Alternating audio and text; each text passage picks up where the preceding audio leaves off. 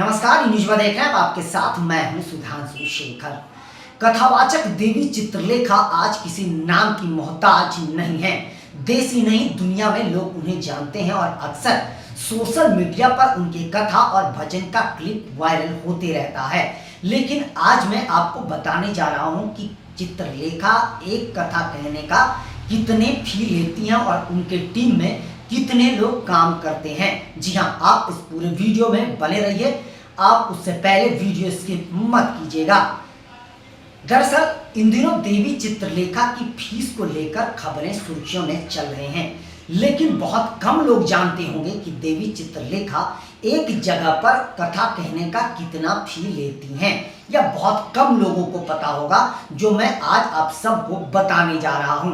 साथ साथ मैं आपको यह भी बताऊंगा कि देवी चित्रलेखा एक जगह पर जो कथा कहती हैं, उनके टीम में हमेशा कितने लोग काम करते हैं और उन सभी लोगों की कितनी फी होती है और आप किस तरीके से देवी चित्रलेखा के ट्रस्ट को पैसे दान कर सकते हैं। जी हाँ, आपको बता दूं कि देवी चित्रलेखा एक इंटरव्यू में यह कहते हुए नजर आ रही हैं कि वो एक कथा कहने का कोई भी फी नहीं लेती हैं और यह बात बहुत कम लोगों को पता चला होगा।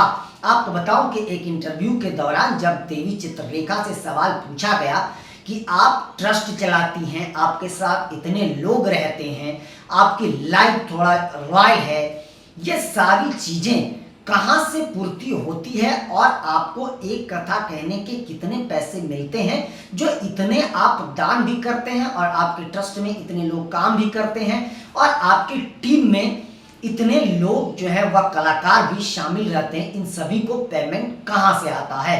इन सारी बातों पर खुलकर बात अपनी देवी चित्रलेखा ने कही है। मैं आपको बताऊं कि देवी चित्रलेखा ने यह साफ तौर पर कहा कि मैं कहीं भी कथा कहने का कोई भी फी नहीं लेती हूं, या कोई बोल नहीं सकता कि मैंने आज तक कभी किसी से फी ली है। यानी देवी चित्रलेखा फ्री में कहीं भी जाकर कथा कहती हैं। आप भी देवी चित्रलेखा को अपने घर बुलाकर कथा कहवा सकते हैं। जी हाँ, लेकिन उनके साथ जो टीम है उन्हें आपको पेमेंट देना होगा। यह बात देवी चित्रलेखा ने खुले तौर पर कहा। देवी चित्रलेखा ने यह कहा कि हर व्यक्ति अपने जीवन को निःशुल्क तरीके से नहीं जी सकता। हर व्यक्ति जो है वह फ्री में काम नहीं कर सकता, क्योंकि सबके अपने परिवार हैं, बाल बच्चे हैं और हमारी टीम में 30 से 40 लोग काम करते हैं, जिसमें कैमरामैन हैं, तबला वादक हैं। इसके अलावा भी कई लोग टीम में शामिल हैं, 30 से 40 लोग होते हैं और उन सभी का अपना परिवार होता है और उनको भी अपने परिवार का वहन करना पड़ता है, भरण पोषण करना पड़ता है और वो चीजें पैसे से ही हो सकती है। तो उन लोगों के लिए पैसे लिए जाते हैं और वह भी पैसे मैं नहीं लेती हूँ, मैं कुछ भी डील नहीं करती हूँ। सारी चीजें ट्रस्ट करता है और हमें जितने पैसे आते हैं, यजमान से जो पैसे हमें मिलते हैं ट्रस्ट को, वो ट्रस्ट में खर्च होते हैं, कई जगहों पर दान दिया जाता है, कई ट्रस्ट हमारे चलते हैं। साथ साथ उन लोगों का जो फी होता है, उन्हीं की जो रोजी रोटी के लिए जो खर्च होता है, वो उन्हें दिया जाता है। उन्होंने साफ तौर पर यह भी कहा कि अगर आप हमारी टीम में शामिल जो लोग हैं उन्हें बगल से भी पैसे देना चाहते हैं, डायरेक्ट भी पैसे देना चाहते हैं, तो आप दे सकते हैं, इसकी कोई मनाही नहीं है। यह साफ तौर पर देवी चित्रलेखा ने कही है। मैं आपको बता दूं कि देवी चित्रलेखा अक्सर सुर्खियों में बनी रहती हैं। एक समय की बात है जब देवी चित्रलेखा ने अपनी शादी करी थी। हालांकि उन्होंने शादी बहुत कम उम्र में कर ली, 20 साल में ही उन्होंने अपनी शादी कर ली। उनका जन्म जो है 1997 में हरियाणा के पलवल जिले में हुआ है और उसके बाद से बचपन से ही वह कथा कहने में जुट गई और आज देश और दुनिया के नामी कथावाचकों में से एक है वो। उनका नाम दुनिया में जाना जाता है। वह देश ही नहीं दुनिया में जाकर कथा कहती हैं और लोग उनकी कथा को सुनते भी हैं। और कथावाचक के साथ साथ वो एक अच्छी भजन गायिका भी है और जो पैसे वो कमाती हैं उनमें से ज़्यादा पैसे वह ट्रस्ट को दान कर देती हैं। कई जगहों पर वो दान करती हैं। यह बात उन्होंने खुले तौर पर कहा है। साथ साथ उन्होंने यह भी खुले तौर पर कह दिया कि हम कोई भी फी नहीं लेते हैं, हम फ्री में कार्यक्रम करते हैं, लेकिन जो लोग हमारे साथ होते हैं उनको पैसा देना ज़रूरी होता है। उनको आप साइड से भी पैसे दे सकते हैं और जो पैसे हमें मिलते हैं वो पैसे मैं ट्रस्ट में दान कर देती हूँ। यह जो है वह देवी चित्रलेखा ने कहा है। इसके अलावा मैं वही बता रहा हूँ आपको कि जब उनकी शादी हुई थी, एक ब्राह्मण परिवार में उनका जन्म हुआ था, उसके बाद उन्होंने हरियाणा के ही में ही शादी करी थी। शादी होने के बाद यह अफवाह जोरों पर चली कि उन्होंने शादी अल्पसंख्यक समाज के लड़कों से करी थी और उसके बाद ये खबरें बेहद विवादों में रहा था। जिसके बाद जया किशोरी ने, माफ कीजिएगा, जिसके बाद देवी चित्रलेखा ने कई सालों तक इस सवाल का जवाब देते रहा। मैं आपको बताऊं तो देवी चित्रलेखा को लेकर अफवाहें उड़ाई गई थी कि वो मुस्लिम समाज के लड़कों से शादी करी है उन्होंने, लेकिन इस सवालों का जो है वह पीछा उनका कभी नहीं छोड़ा और जिसका जवाब भी वो अक्सर देती रही हैं। उन्होंने साफ तौर पर कहा यह गलत अफवाह है, जिन्होंने भी फैलाई है उन्हें जरा सोच समझकर ऐसी बातें करनी चाहिए थी। और उन्होंने शादी जो है वह गौशाला में करी थी, क्योंकि वो कई हजारों गाय जो है पालती हैं, उनका ट्रस्ट जो है वो काम करता है गाय के लिए और फ्री गौ सेवा उनका ट्रस्ट करता है और पैसे उनका वहाँ पर ज़्यादा से ज़्यादा खर्च होता है। और उन्होंने शादी भी जो करी थी वह गौशाला में ही करी थी और वह शादी बेहद सुर्खियों में भी रही थी। तो उसके बाद यह बातें स्पष्ट हो पाई कि उनकी शादी हिंदू समाज के ही लड़कों से हुई है, लेकिन यह खबर जो है काफ़ी सुर्खियों में रहा था। जिसके बाद देवी चित्रलेखा को लेकर लोगों ने कई बातें कहनी शुरू कर दी, कई उनके भक्त तक ने जो है उनको ट्रोल करना शुरू कर दिया।